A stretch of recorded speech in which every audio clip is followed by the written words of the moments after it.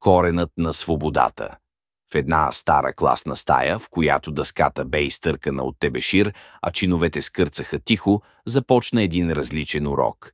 Учителят влезе бавно, държейки стар учебник, и усмивката му издаваше, че този път няма да е обикновен час. Той погледна към учениците и каза, че днес няма да учат просто сметка, а ще открият силата, която се крие и в корена на числото, и в човека. На дъската се появи задачата с кубични корени и знаменатели, които изглеждаха трудни и заплетени. Децата дълго мислили как да ги опростят. Един ученик предположил, че може би трябва да се изнесе общ знаменател.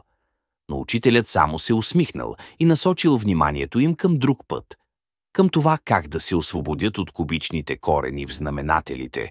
Тогава друг ученик се сетил, че ако умножат числителя и знаменателя с израза, който образува разлика от кубове, всичко ще се промени. Учителят кимнал одобрително. И така, с тебешир в ръка, децата започнали да записват и да заменят равенствата в задачата.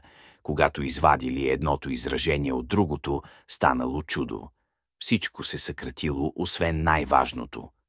Разликата между сложното и простото е само в един знак и в разума, който го разбира, казал тогава учителят с усмивка, а когато на края на дъската блеснал резултатът, той добавил: запомнете, деца, както и в тази задача, когато различните се съберат разумно, се получава нещо красиво.